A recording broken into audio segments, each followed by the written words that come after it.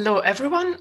Welcome to our today's interview, my honest conversations, although today I'm a little bit more official than normally. I actually haven't been online for a while because I've been traveling and there has been a pause because of my holidays. So it's nice to be back. It's nice to see you guys back. It's summer, middle of summer in US. I think the day is just starting. So thank you everyone who has joined us today. I have a very wonderful guest whose name you probably have heard already in Mind Valley, but in a different context. And the context today is interesting, but that's understatement, and probably very important. Not probably, I know it is very important for women. So I'm excited about this conversation and about my guest. My guest is Priyanka Jain. Welcome, Priyanka. Thank you so much. I'm excited to be here. Yes, I always wonder when I'm talking like that, do people actually see my guests? Do they know? They know probably from the invite, but it's a mystery. I haven't never seen those conversations from the other side.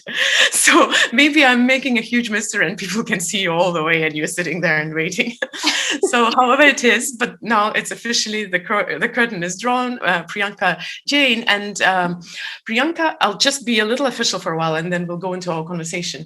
Priyanka is the co-founder and CEO of Evvy, where her mission is to close the gender health gap, starting by decoding the vaginal microbiome. For the past 4 years, she was head of product at Pymetrics, an NYC-based startup using behavioral science and AI to make talent matching more effective and fair. Passionate about combining tech and impact, she's a spokesperson for the United Nations Foundation's Girl Up campaign, chair of the Acumen Fund's Junior Council, and on the innovation board of for the XPrize Foundation. She received her BS from, Bachelor of Science from Stanford University, where she was a Mayfield Fellow and president of Stanford Women in Business. You really have achieved quite a lot by now. So welcome. I really, while reading your bio, I was actually getting very excited about a few keywords. I mean, the bio in general, of course, but the few keywords which were like, oh, that would be such an interesting topic of conversation. And of course, I'm a huge fan of even the work that you did before when you were matching the talent. That is also such an area where I would love to dive in. But we have announced actually female health and vaginal microbiome, which is, I understand now, the most important thing for you. And I want to ask a very logical question because that's such a heavy word and it's so scientific. How did you come to do that and to dedicate this part of your life to this particular topic? Because it is not something that, it's not something like, oh, I'd like to be a marketer or I'd like to be, I don't know, I'd like to be a singer, or musician, or whatever. It's a little bit unusual of a hobby to dedicate a chunk of your life to.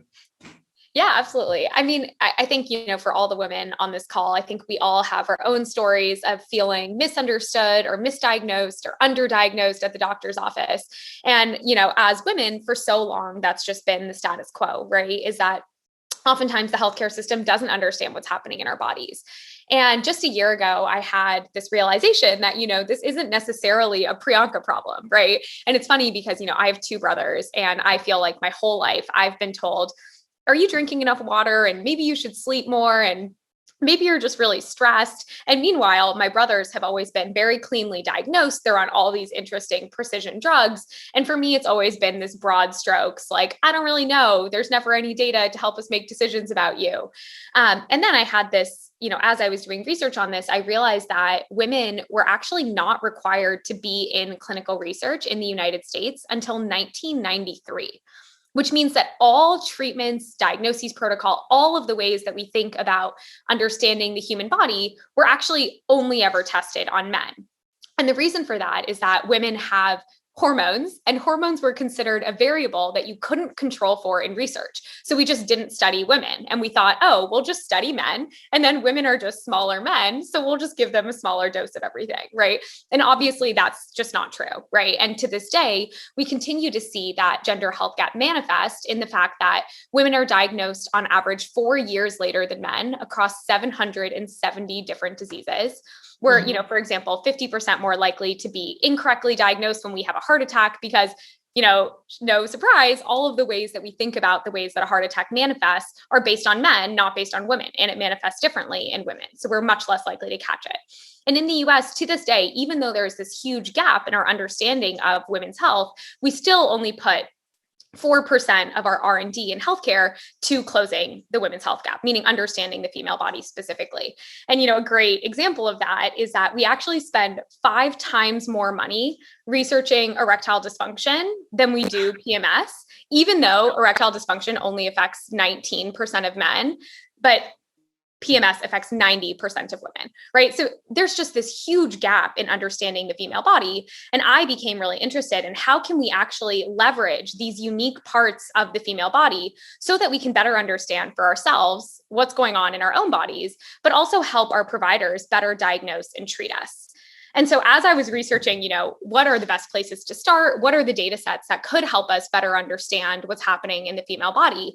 I came across the vaginal microbiome, which I also had never heard of and also, felt very foreign and scary. But as I started to learn about it, I actually realized that the vaginal microbiome is one of the causes some of the most common conditions in women. So, if anyone wants to raise their hand, if they've ever had a yeast infection or a UTI or bacterial vaginosis, they actually are the most common infections in women after the common cold, which is crazy. So it's actually not that foreign to most of us. It's actually something that almost 100% of women will deal with throughout our lives. And all of those infections are actually caused by the vaginal microbiome. And on top of that, there's all of this fascinating research showing that the vaginal microbiome has these huge implications on our overall health as women, right? So things like whether or not someone has a preterm birth or their cervical cancer progresses, or if they'll have fertility issues, or if they'll acquire an STI, it turns out that the vaginal microbiome plays a huge role in which of those things happen. And the fact that it causes these day-to-day frustrations for almost all women, on top of the fact that it has these huge implications for our overall health. And yet, as women, we have no access to that information on our own bodies.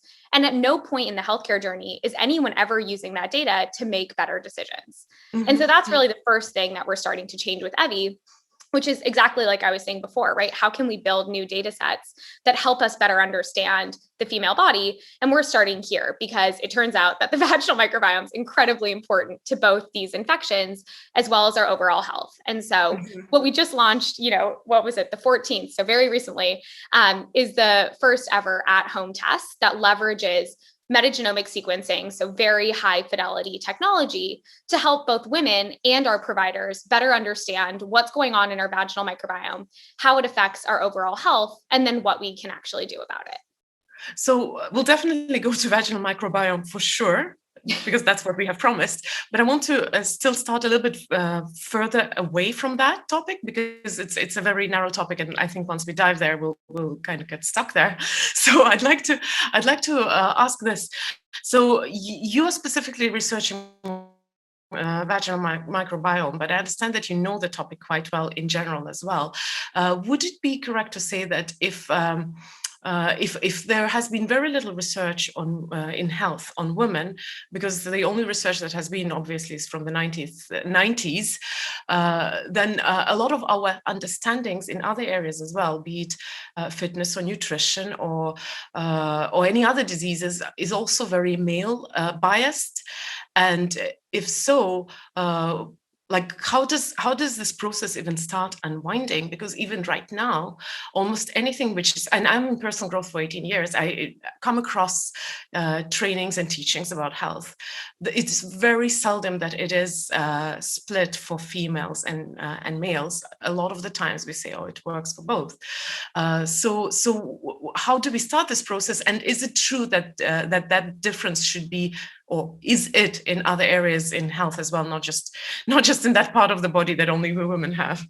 Of course, yeah. And there's a huge movement right now towards what's called sex-specific health, which means that taking into account what makes our bodies different and how can we actually leverage that to better understand what programs, what drugs, what, lifestyle changes, how that's going to manifest differently in someone who has estrogen versus someone who has testosterone, right? And it's so much more complex than that, right? There's so many parts of the female body. There's so many hormones that we experience. Our menstrual cycle drastically changes, what's going on in our bodies week over week. And instead of ignoring that and just saying, let's do the same thing across men and women, you can imagine that actually leveraging that would enable us to do a much better job actually helping women, right? Because if you think about the goal of, for example, just diagnosing disease, right? There's so many more markers in women of things that could be going wrong, right? Whether it's your menstrual cycle, it's your hormones, it's your different microbiomes. And instead of ignoring all of those and only looking at the markers that exist in men, we should actually be leveraging them. And so absolutely, there are differences in how most things manifest in men and women. And it's not to say that, every single thing or every single decision we need to make needs to be sex specific, but in understanding specifically how all of the different decisions we make manifest differently in our bodies is something that we just haven't researched enough yet, right? And that's part of the push that we're making, is that doing this research is so important, because that's the way we'll actually help women achieve better health long term.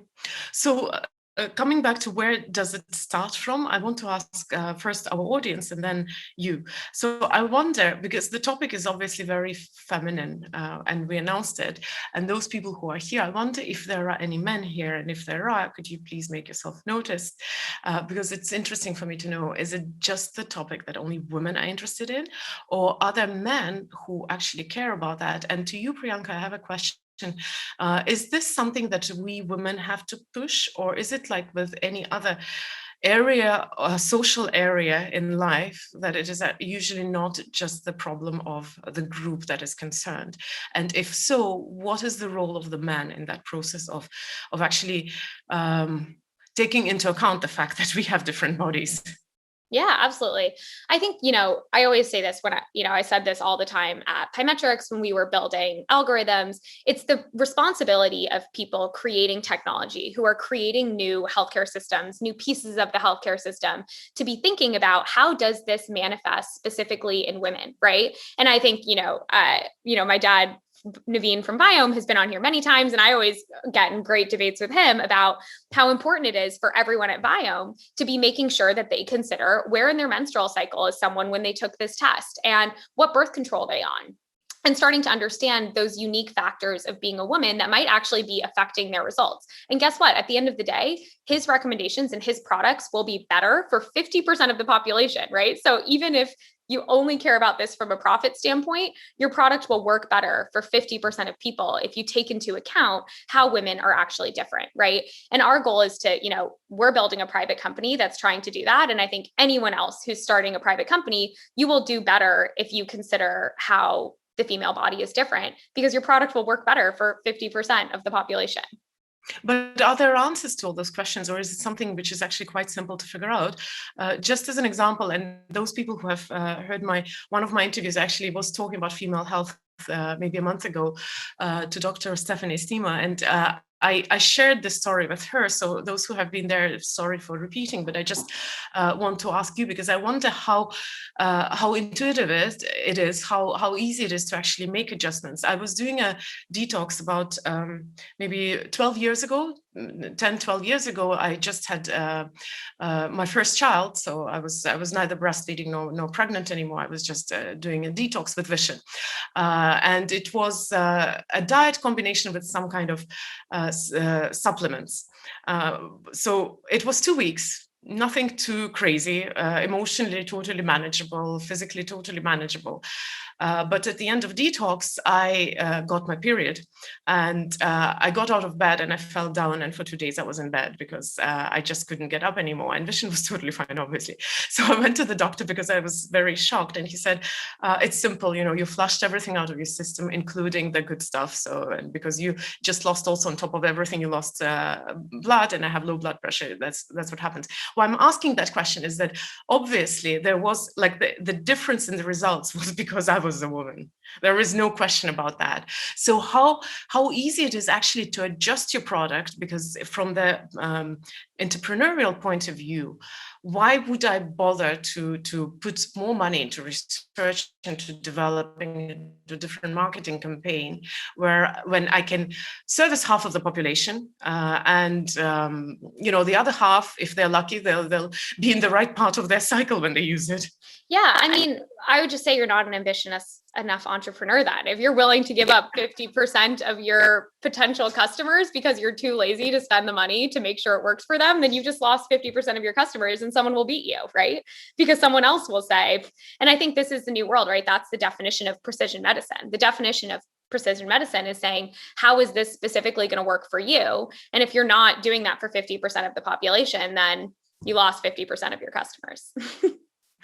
Right. And so it's like in the same, I hope that nobody building any type of healthcare or science product isn't researching it. You should always research any type of healthcare innovation that someone's putting out there. And if you're researching it, why not have 50% of the people you're researching it on be women? Right. And why not say, oh, interesting, it looks like that dose was too high and it didn't work for those people, so let's lower it. Or it looks like actually, we should be making sure that people do that in the first week of their menstrual cycle and it'll work way better for them. Right. Because now you're probably not going to recommend that detox and supplement protocol to your female friends. But if it had worked for you, maybe you would have, and maybe they would have had 10 more customers, right? So even just from a business standpoint, making sure you're accounting for 50% of the population means you could have 50% more customers. I like that you're giving a very business-minded answer to that, but what would you say as a scientist to this question? How complicated is it to actually adjust things which are meant for our health, for our bodies, to gender? Yeah, I mean, it's the exact same as researching anything, right? Meaning that if you develop, say, a supplement and you want to prove that it, I don't know, helps someone lose weight, right? It's a lot of effort to come up with that supplement and test that it works. And so when you're testing it, don't you want to test it on enough people to know that when you sell it, it's actually going to work, right? And so from a science perspective, it's just a question of research, right? It's just a question of testing all of the same protocols that you're designing and trying them on different types of people, right? Same thing goes not just for gender, but also for age, right? You can imagine that people who are in menopause are likely to go and experience something differently than someone who's 15 years old, right? And there's a lot of products that are recommended for certain age groups. And so making sure that you've thought about diversity across many facets will just, again, increase the size of the market that you can sell into. But if you look at age groups, usually it's small children and teenagers, and then it's the grown-ups. And I guess with men it is that simple. But with women, it's not just period, post-menopause. It's also within the month there are different cycles. How much is that affecting actually our our health-related behavior, the fact that we're going through the cycles? How much does this require adjustments? Yeah, I mean, this is part of what we haven't spent enough research understanding, right? What are the facts that I was saying at the very beginning about, even though PMS affects 90% of women, we spent 5 times less money researching it. We should have a way better answer to that question that you just asked than we do today. And that's part of the push that we're making, is that investing in better understanding how things like your menstrual cycle or your hormones or your vaginal microbiome, all of these unique aspects of being a woman, how do they play into our health? How do they affect how likely we are to win a gold medal today, or be able to eat certain foods today, or take a certain supplement? We should know how that changes with our cycle, given that, all of us are dealing with them. And today we just don't have answers to that, which is extremely frustrating. And part of what both, I think we're going to see a larger investment from private companies like us, as well as public companies and governments that are starting to realize that, the healthcare costs to the US government overall, it's like the largest contributor of costs, right? Or it's number 3 contributor to the US GDP. And 50% of the population is a lot of that, right? So if you can start to better understand how things manifest in women, you actually have a huge opportunity to reduce those costs. And because of that, I think we're starting to see a lot more investment into answering questions just like that. As you were talking right now, answering this question, I realized that there are other phases which are also probably making things so much more complicated. Like just recently, I was discussing with a friend, the COVID vaccinations on pregnant women. There's pregnancy, there's nursing, or breastfeeding, and then there is the phase of when we are trying to get pregnant, which is probably, in my personal experience, is so much more complicated. So I understand that we women are a whole different universe, and men are like simplified models of a female body. I'm sorry, men, I don't try to be disrespectful, but it's just it just seems like we are very complicated.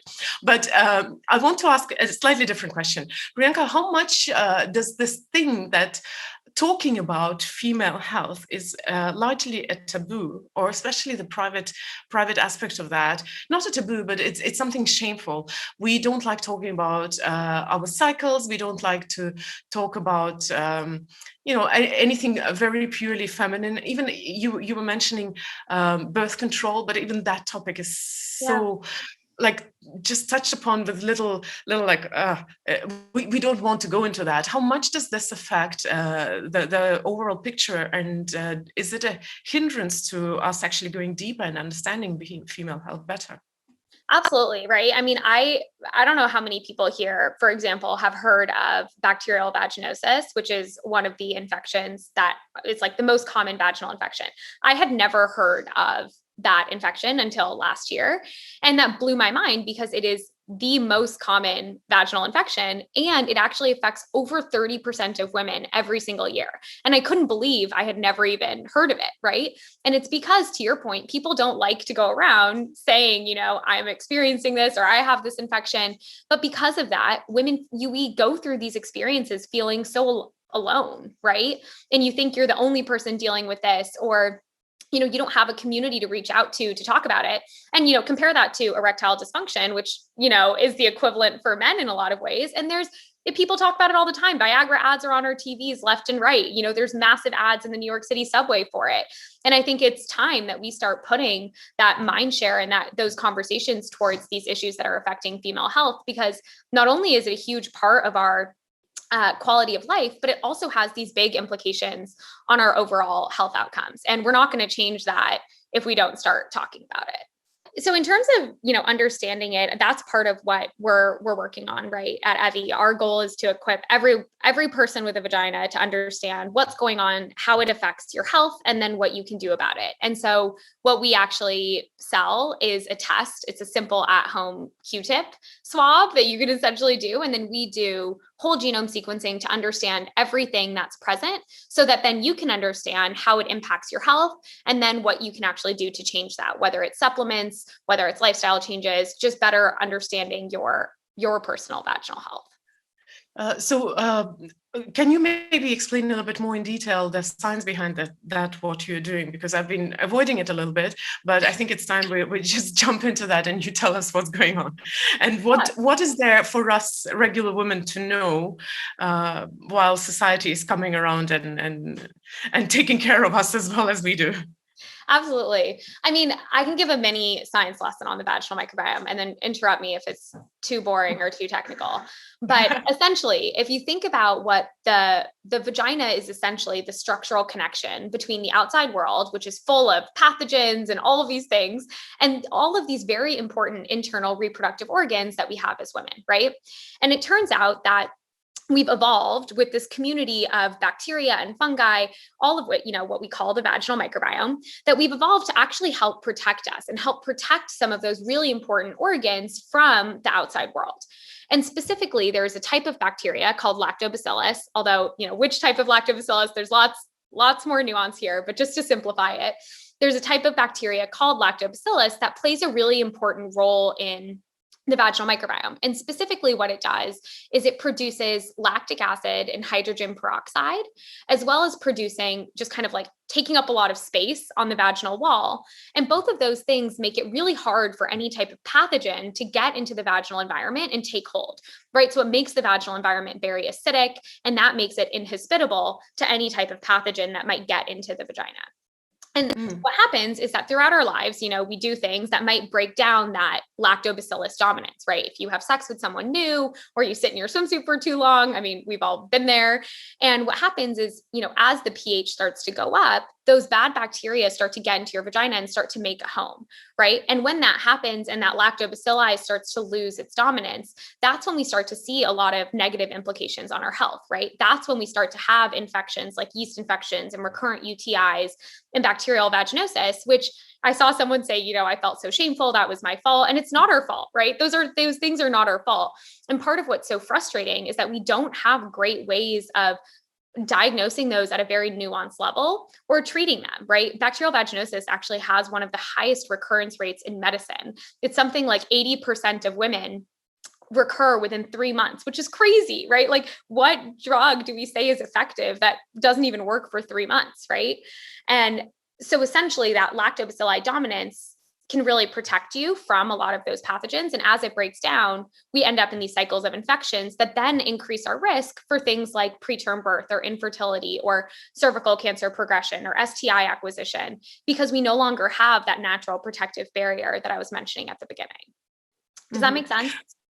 Yes, I just wanted to comment. You just mentioned that sometimes people don't even dare to admit that they have certain conditions down there, because I think from childhood, we have this weird, not childhood, I mean, when we are young and start getting interested in sex, we have this weird misunderstanding, and there's no information what comes from what, like what is the cause of certain conditions down there in our panties. So most of the time, it's safer to just not mention.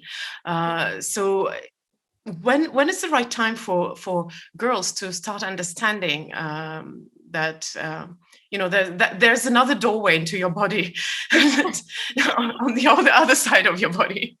Absolutely. Yeah. I mean, it's a great question. I think part of the reason that, part of what's so frustrating, right? And this goes back to what I've been saying this whole time, is like, we don't have great research on what causes these infections in different types of people. It turns out that Black and Hispanic women are far more likely to have a disrupted vaginal microbiome. And science has no good answer for why that is. We've just accepted that as a status quo, which I think is ridiculous. I have a feeling that it's because, again, we've only studied people who look a certain way, who have a certain background. And so we don't understand how to diagnose and treat things that show up in different types of people.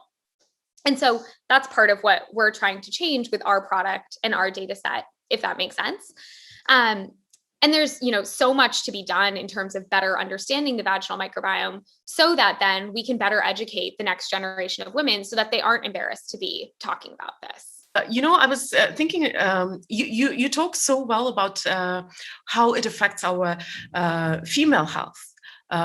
But does that microbiome, vaginal microbiome, does it have effect on any other parts of our body, not just our reproductive organs and functions, but let's say, I don't know, cardiovascular or something else, or is it just down there? Yeah, great question. I mean, I think some of them are definitely reproductive related, right? So things like fertility issues or preterm birth, but other ones aren't, right? Like cancer progression, right? There's very new research, and it's not, there's lots more questions to answer on this, but early research is starting to show that your vaginal microbiome is then related to whether or not your cervical cancer progresses, or whether someone ends up with endometrial cancer. So those things are, technically down there in your body, but have huge ramifications far beyond just, your reproductive experiences, if that makes sense. Yes, thanks. We do have Marta now. So Marta, if you switch on your camera and your microphone, you'll be able to join us in the conversation, and I'll be super happy about that. Then I'm happy just to talk to Priyanka. I can always ask you questions. Yeah, hi. Can you listen to me now? We can hear you. I cannot see you, but that's already good. Yeah. Okay. Marta, I'll switch off my mic not to interrupt you. I prefer not to put the video because I'm getting now by a surgery. So my English is not very well, but I hope my question can understand you. Menopause is an issue that women do not talk, because we think we lose our feminine, our womanhood, or something. What are the special cares about macrobiotic vaginal microbiome in this stage of life? Thank you. Yeah, such a great question. And you're 100% right. There is actually a relationship between menopause and the vaginal microbiome. And I'm sure, women here on this call have experienced, but when you go through menopause, essentially your estrogen levels start to decrease. And as your estrogen levels decrease, so does the production of glycogen. And not to get too into the weeds here, but that glycogen is actually really important to that healthy lactobacilli that I was mentioning earlier. And so when you have those lower estrogen levels, far more women start to lose their levels of lactobacilli, and those pathogenic bad bacteria are more likely to get into your vaginal microbiome, which is why women in menopause end up having oftentimes more of these vaginal infections like bacterial vaginosis and yeast infections and recurrent UTIs.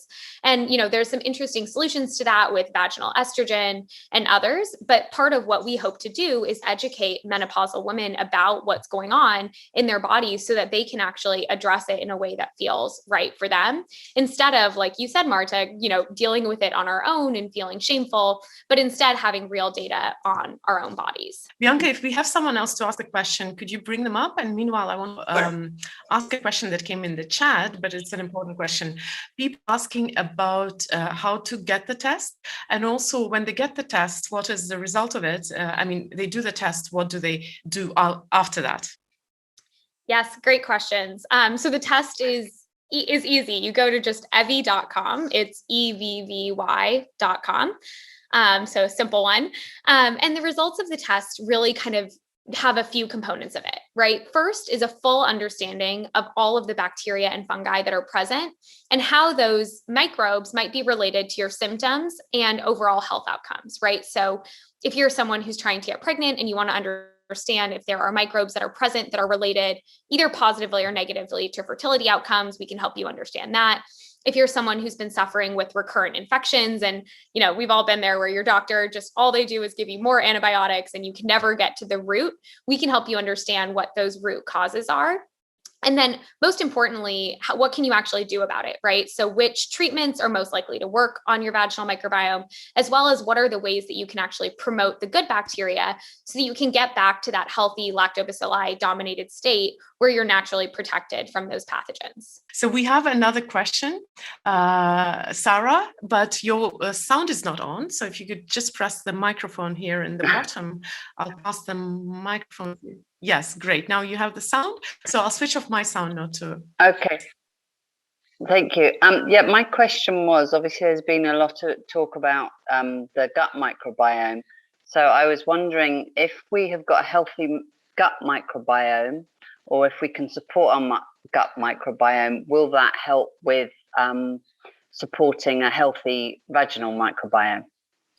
Such a good question, Sarah. So again, another area that there should be more research on than there is, which is my constant frustration with everything in women's health.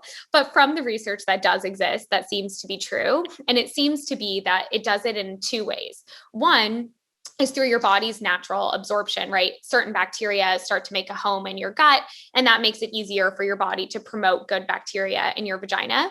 But then also, this is maybe a little bit graphic, but the bacteria, if you think about the end of your gut microbiome, it's very close to where your vagina is. And so essentially there's also transfer of bacteria there sometimes, which can be good or bad, right? So women are often told, make sure you wipe front to back. And that's because you don't want that bacteria to actually get into your vaginal microbiome. And so they're definitely related. And that's actually something that I'm very excited that Viome and Evvy will be working on together to help answer. Okay, thank you. Thank you, Sarah, very much for joining us. So I'm going back to the test, Priyanka, and I wanted to ask this. So you can do the test and you'll find out, basically you will find out what's going on down there with your microbiome. Is this something that you can do also at the doctor? And what would be the difference? Why would you, let's say, do it with Evvy do you give another kind of information compared to the doctors? Yeah, absolutely. I mean, I would love for anyone here who's been to the doctor to tell me if they've ever gotten information like what I just said from a doctor's office test.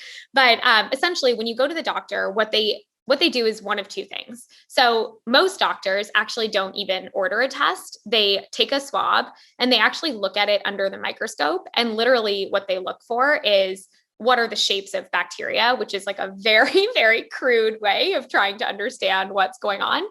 And even if you get a good doctor who orders a test, the tests today that doctors have access to are what's called a PCR test. And I think all of us know what a PCR test is after COVID, but essentially a PCR test looks for the presence of very specific pathogens, right? So they might be able to tell you, you have Gardnerella present, or you have, Prevotella present.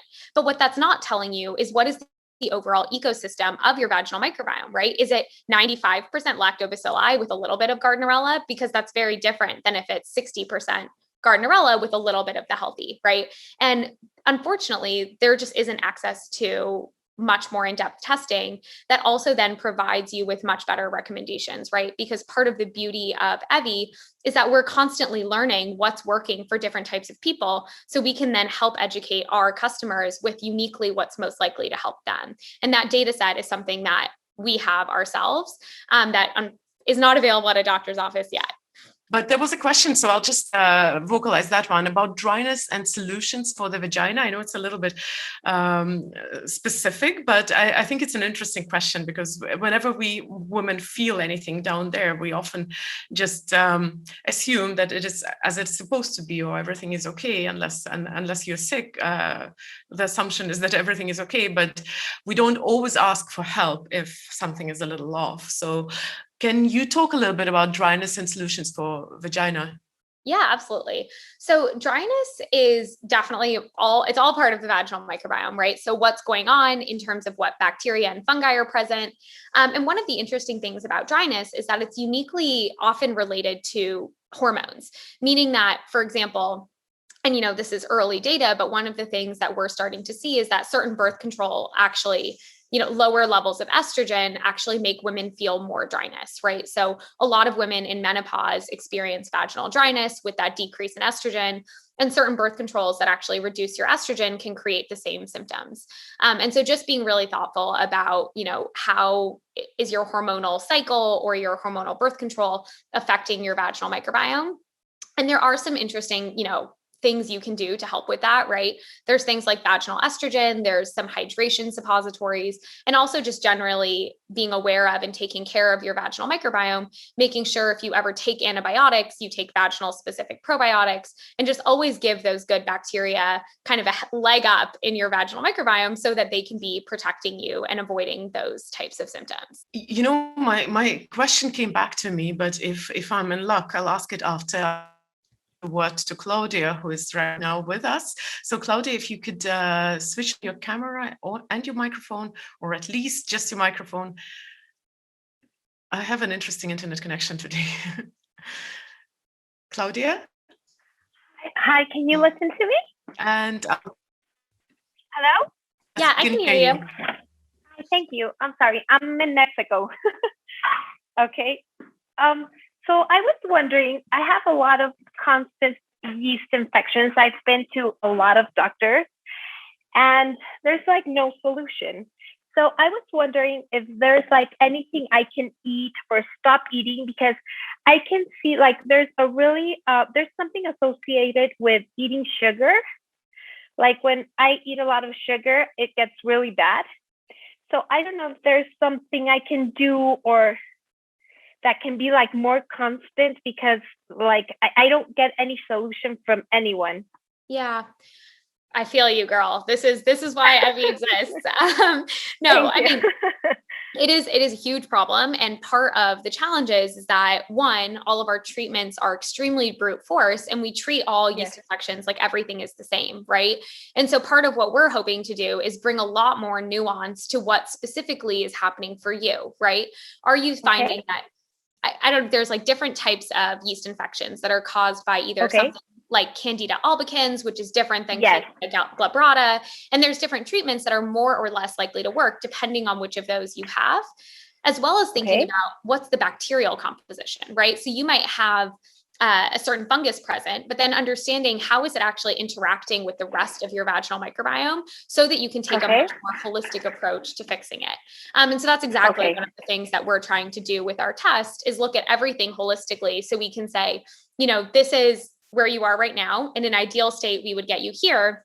And that's very specific to you. And part of what we're trying to do is precision, right? Not thinking like everything is the same. And honestly, one of our goals is to start to, accumulate for vaginal microbiomes that look like X, these are the 3 things that are most likely to help. And we're very quickly learning with our data and then very quickly sharing back to our customers what's most likely to work for them. But unfortunately, go ahead, sorry. Do you have any how I can reach you being in Mexico? I have to be in the United States.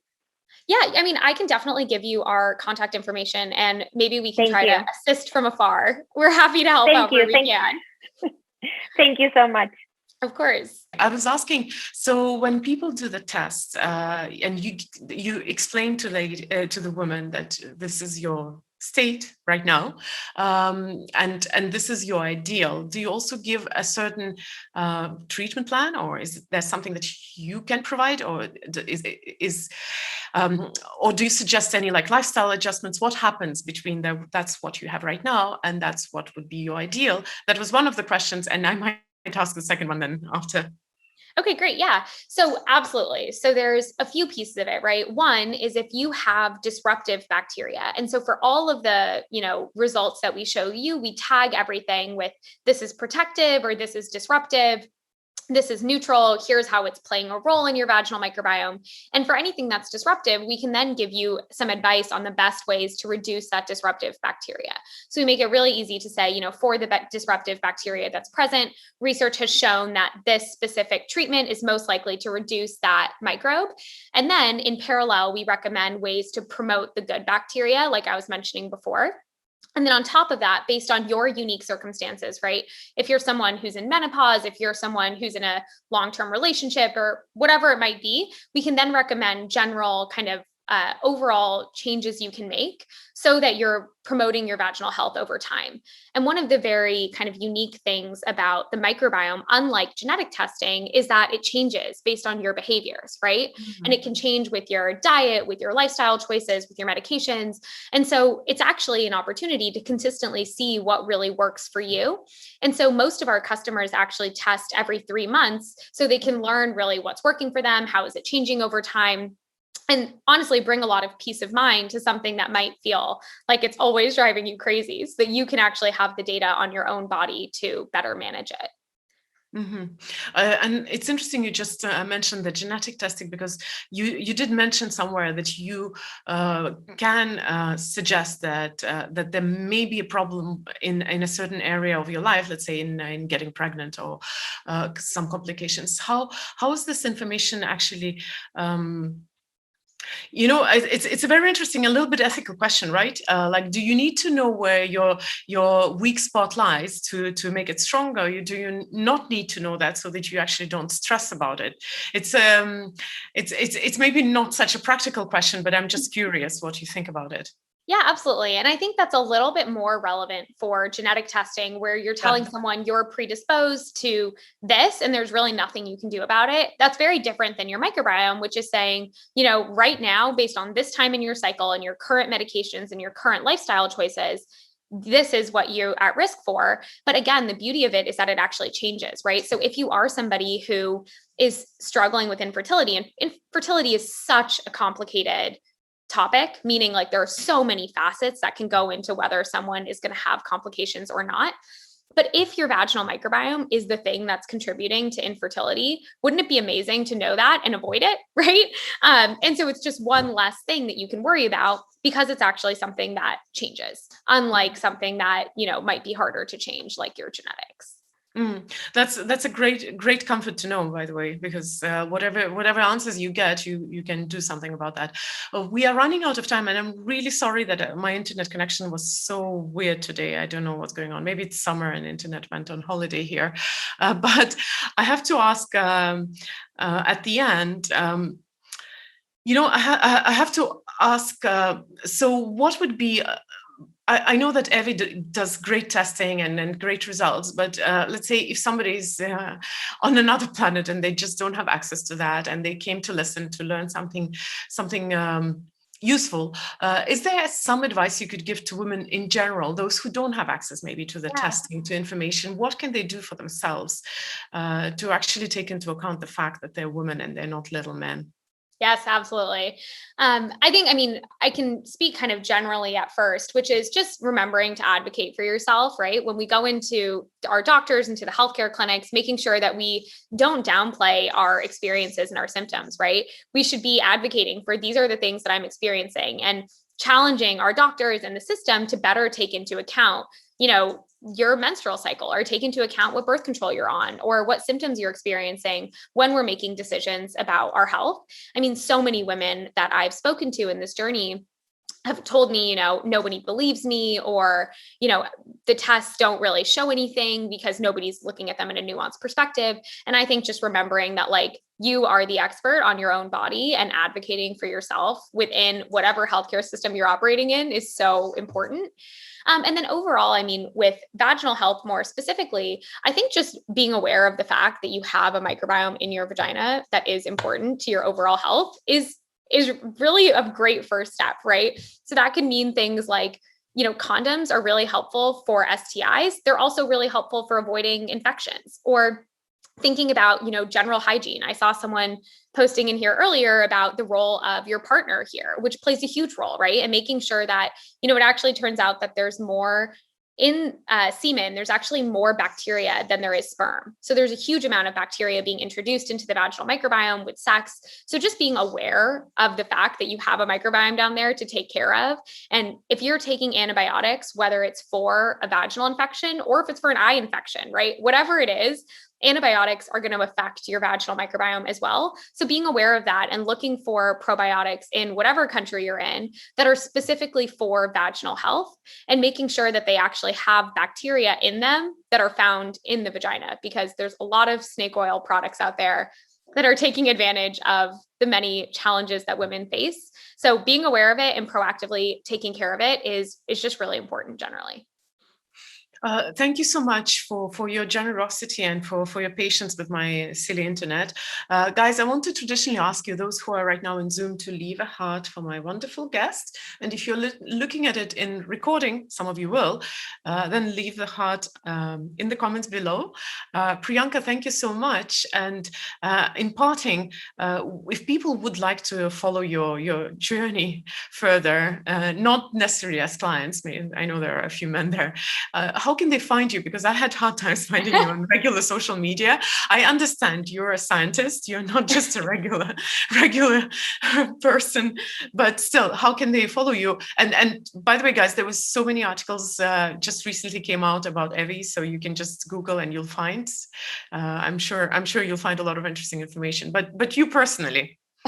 Yes, you can follow. So Evvy, you can follow along at Evvy Bio.